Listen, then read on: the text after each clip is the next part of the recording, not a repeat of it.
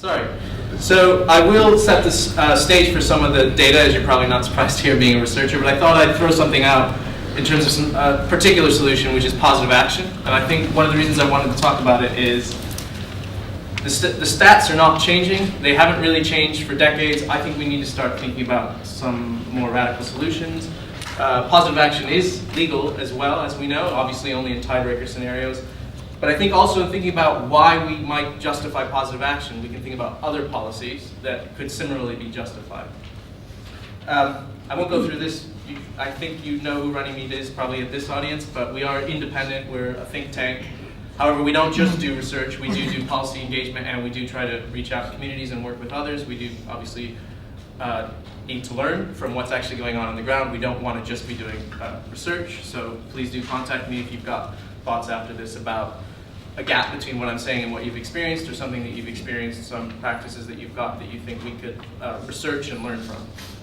I think this is a context that's really important for why ethnicity should be on the agenda, and why, in fact, a lot of politicians are looking at least our voting behavior in 2015. In 2001, there were 4.5 million Black and minority ethnic people in Britain. We did a report where we projected the future growth of the Black and minority ethnic population, looking to be over 20 million by 2050. So huge growth in numbers over the next few decades, and has major implications for our economy, for our society. Currently, there is an 11% labor market gap between the employment rates of Black and minority ethnic people and white people. That represents 500,000 missing workers. If the Black and minority ethnic employment rate was equivalent to the white British employment rate, there would be 500,000 more people of Black and minority ethnic background employed.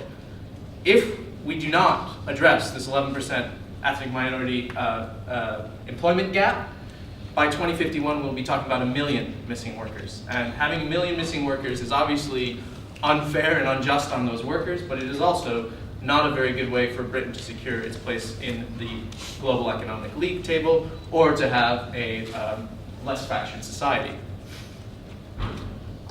So it's sort of 3 and 4 times increase.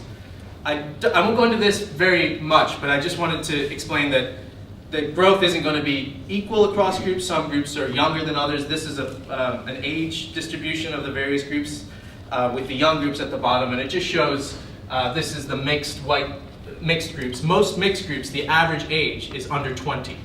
So the average age for white British people in the UK is 40.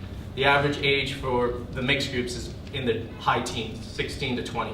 And this just goes to show you that there are more people in the sort of 0 to 4 age group than any other age group, and that there are very few people over 65 in some of these populations. So obviously this has implications. This explains why we're going to have a different population, but it's actually interesting to sort of note which groups are growing faster than others. The other important bit of context is not only are people more likely to be unemployed and not to have work, when they do have work, they're more likely to have bad work or badly paid work. These are just the income poverty rates for the people in employment for various ethnic groups, and as you can see, all groups have higher rates of income poverty than the white British. And so, as we say, it reflects unemployment, but also poor quality work, and 2/3 of Bangladeshi households who are in work are in poverty. So, why then do we need a diverse workforce membership board? And obviously, a lot of you will know this, but I think it is worth getting to the bottom of this, because I think there's a lot of misunderstanding, especially about affirmative action in the US, and probably hearing my accent, you'll already think that I've got some sort of American view about these issues.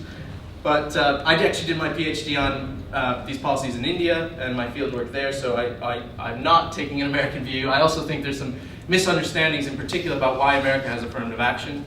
People seem to think that affirmative action in America is justified on grounds of compensatory justice or the harm of slavery. In fact, the Supreme Court explicitly rejected that argument. The argument is based on diversity and current injustice. So African Americans in the US today do not get affirmative action because of past injustice. They get affirmative action because of current injustice, current inequalities, and also because of the value of having diverse teams. So those are the arguments the Supreme Court has accepted. So if those are the arguments in the US, then perhaps our situation isn't as different actually as you might think at first glance. So effectively there are 3 different kinds of reasons. I'm going to be a little bit quick about this because I'm aware of time, but There's justice reasons or moral reasons, efficiency reasons, and competition reasons. But before I get to any of them, I think one of the reasons why there's some confusion about positive or affirmative action is a lot of the discussion about affirmative action focuses on the particular individual who gets a job or who gets a post. And people then focus on various aspects of them as people, or they think that it's a small policy that only affects a particular number of individuals. But there are actually, the first question we should ask is who's benefiting and what benefits do they get?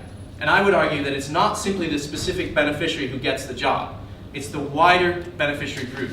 So there's an argument, and in fact this was the reason why affirmative action, positive action was first recommended, is it's every member of the group benefits when women take roles at the top table, because it improves the way in which women are viewed by those organizations. Every member of an ethnic minority group benefits when there are more senior managers, because it changes the way in which decisions are made, it opens up opportunities and networks. So those were the arguments that were initially proposed for affirmative action. So when the criticisms focus on the individual, I think we need to remind ourselves that this was a response to group-based injustice. The fact that every member of the group experienced the harm meant that everyone would benefit from the application of the policy.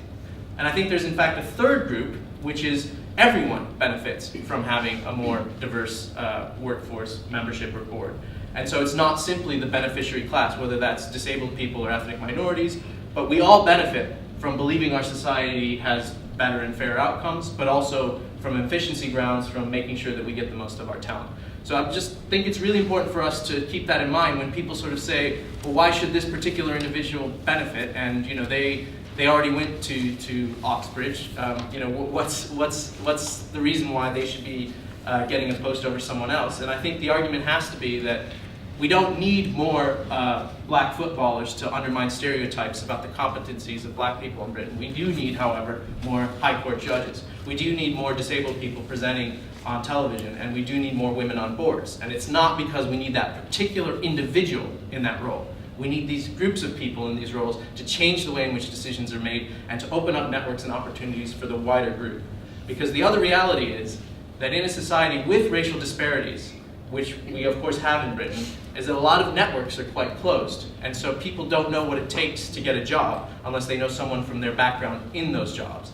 And so until we start breaking into all of the elite top jobs in this society, people will struggle. Young people, even people with good degrees, will struggle to get the jobs that they're entitled to and that they deserve, unless we start getting more and more ethnic minority people in those jobs. I've already kind of got into this a little bit, so I won't go at great length, but I think these justice-based reasons are important. I think they're particularly important for the public sector, which is of course not just a sort of competitive market for jobs. It's also the delivery of our public services and should be more representative of the whole of the citizens, all citizens.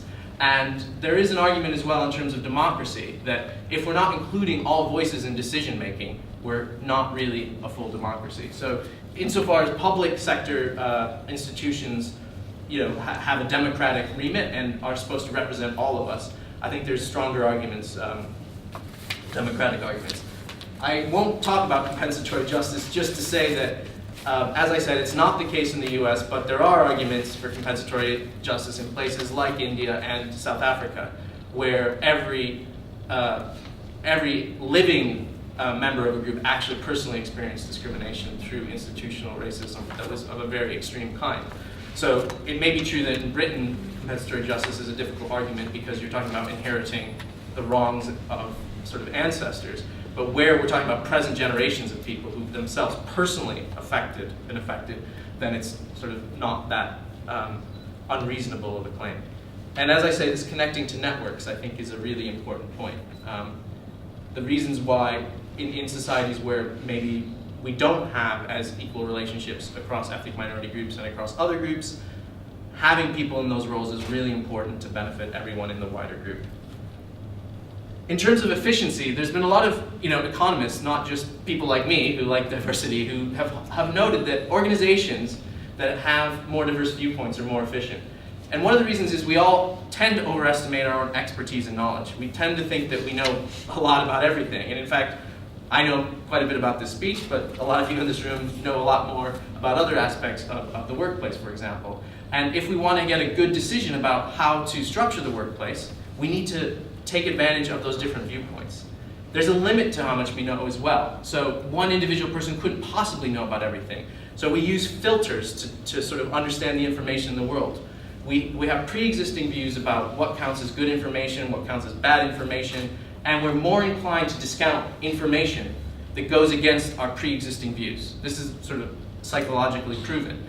And so if you have people who all have the same views, they're going to discount information that may be relevant to what's happening for an organization or what's happening structurally. This is what I would call herd behavior. You know, when a herd is going, you know, strongly in a good direction, that's fine if they're going in the right way. But if a cliff is coming and nobody's listening to this information that there might be a cliff up ahead, that's when you get financial crises, because you don't have enough people in these institutions challenging, actually, is this kind of way of doing things and thinking about things really the best way to think about it? And economists have modeled this, and they've shown that lots of people with less expertise are actually more likely to achieve good outcomes than one brilliant person, because one brilliant person just can't assemble all the facts. You do need more viewpoints to get to better decision making. And of course, the consequence is that organizations with people with different viewpoints tend to have better decision making. So this is an argument for efficiency. It has nothing to do with justice, really. That the more viewpoints you get on the table, the more likely you're to have an efficient organization. I'd say one more thing as well about this. Our problems in society are now very complex. The world has got very complicated. It's very unlikely that one of us in this table, myself, any of you, have the solution for all the problems we have in our economy and in our society. If we don't include more viewpoints, we're not going to be able to respond to that increasing complexity. And again, I think it will mean that, you know, in a globalized world, it's going to mean that Britain is even less competitive with some of the rising powers in Asia. I won't go into this at length, but there's also competition reasons in terms of access to new markets, making staff feel that you value diversity. I was in Norway speaking to their inspector of diversity, I think it's called. And you know, in Norway they have quotas for gender on boards. You may be aware of this. And one of the things that he said was interesting is the private sector companies were actually really happy that it was a quota. And why was that? Because they could say to staff, male staff who complained about the quota, well, it's legislative, it's a government requirement that we have quotas. So the sort of complaint from staff was, you know, the sort of teeth was taken out of that sort of complaint. And he actually said to me that some companies would like to see an ethnic minority quota, because if Norway is going to go sell to China and to India and to Nigeria and to South Africa, they can't just go with 12 blonde Norwegian men to sell their goods and wares. They need a more diverse workforce to do that. And I think in Britain too, obviously a similar issue applies.